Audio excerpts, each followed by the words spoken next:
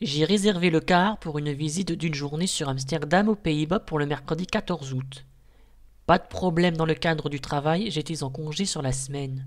J'ai été assez prévoyant et j'ai réservé ma place mi-juin, 47 € au total, c'est un prix correct. Il a fallu que je me lève vers 4 h du matin pour partir vers 4 h 20, en sachant que le bus arriverait à la gare vers 4 h 45. Il m'a manqué un peu de temps pour bien me préparer.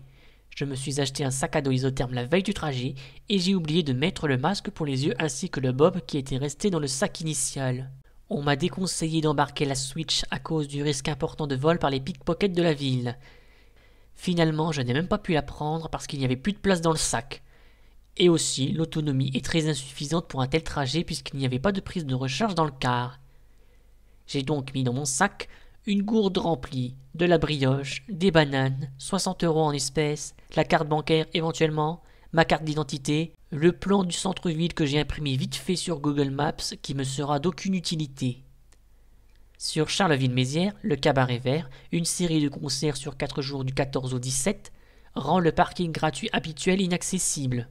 J'ai donc fait la route à pied jusqu'à la gare puisque les parkings alentours étaient payants de l'ordre de 15 € pour la journée. Pendant 20 minutes, je traverse les rues très calmes, limite inquiétantes de la ville. J'ai juste croisé une voiture ou deux sur tout le trajet. J'arrive à 4 h 40, soit 5 minutes avant l'horaire indiqué. Le bus est déjà présent, j'y monte dedans. Les places sont attribuées. Je me retrouve à l'étage, au milieu de l'allée, rangée de droite, côté allée. Ma passagère n'est pas pénible puisqu'elle a passé une bonne partie du trajet aller à somnoler, comme tout le monde, sauf moi. Le car s'arrête à plusieurs endroits pour prendre des passagers. Ranvé, Revin, Viremolin, Givet, Borin en Belgique, avec un changement de chauffeur pour des raisons de temps de travail. Pendant que le chauffeur nous donne le mode d'emploi du car, un routier fait un dépassement dangereux sur l'autoroute.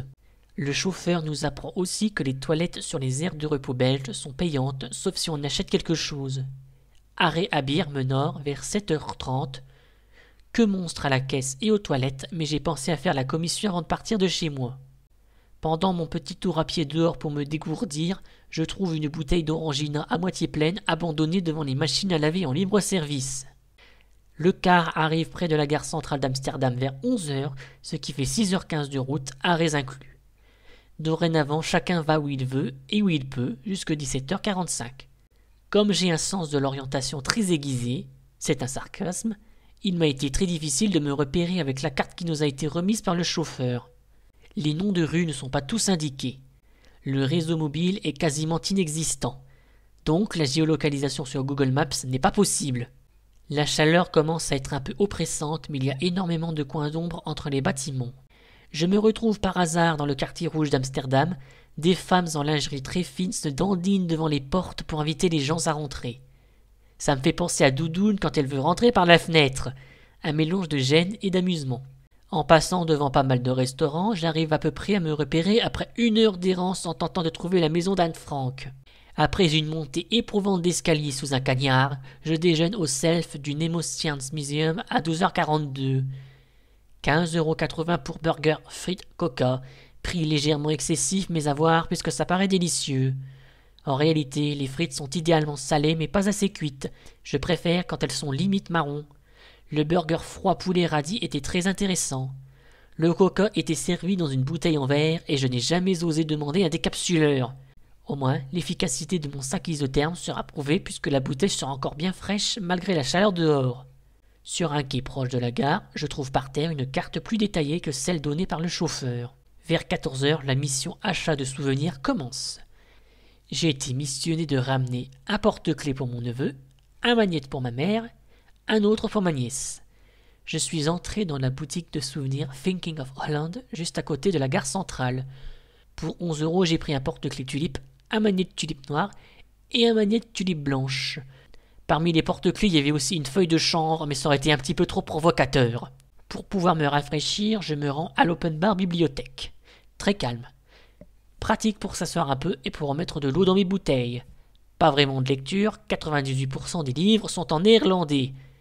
La bibliothèque fait 8 étages, dont 6 consacrés aux ouvrages. Des espaces de télétravail aussi à tous les étages. Certaines personnes font du développement web, d'autres font des mémoires de fin d'études, d'autres font du montage vidéo, et d'autres jouent à des MMORPG ou aux échecs.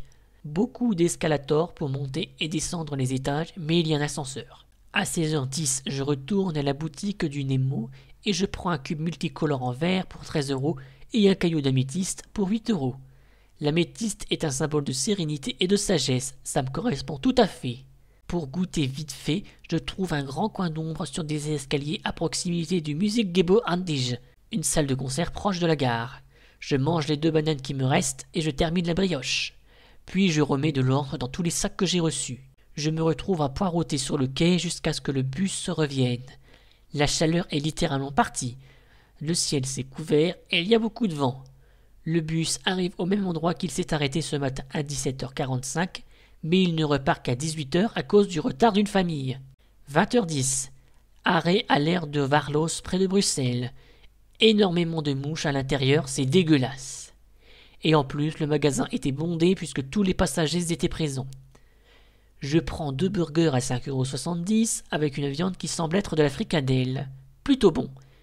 Départ prévu pour 20h55. 2 films ont été diffusés dans le car pour passer le temps. La vache, ainsi que Ma famille t'adore déjà. Difficile d'être intéressé par des comédies françaises soit trop lisses, soit trop idiotes. Mais je pense m'être trompé pour la première puisque sa moyenne sur Sens Critique est de 6,2 sur 10. Ce qui est correct, en sachant qu'à titre de comparaison, The Coffin of Andy Lelay n'est qu'à 5,9. L'autre film, en revanche, dépasse à peine 4. Le bus arrive vers 23h45 à la gare. La chaleur tropicale est complétée par une grosse averse. Par chance, il y avait beaucoup d'arbres sur la dernière moitié du trajet. Pas trop fatigué pour faire toute la route et pas trop trempé. De retour chez moi à minuit 05. Un coup de gant rapide pour me rafraîchir, direct au lit. Le lendemain, ça allait. Un peu mal aux orteils, mais sinon, pas de problème. Pour les conditions de transport, 4 sur 10. Le bus n'était pas très adapté pour supporter plus de 12 heures de route au total. Pour Amsterdam elle-même, 6,5 sur 10. J'aurais préféré qu'une visite guidée de groupe soit faite au lieu d'être chacun pour soi. Je suis loin d'avoir fait tout ce que je désirais pendant la journée. La chaleur commençait à être accablante, mais j'ai surtout passé du temps à l'intérieur, donc c'était supportable. Je ne sais pas si je retournerai dans la capitale hollandaise. Le temps de route est trop contraignant. Pour un séjour plus long, peut-être.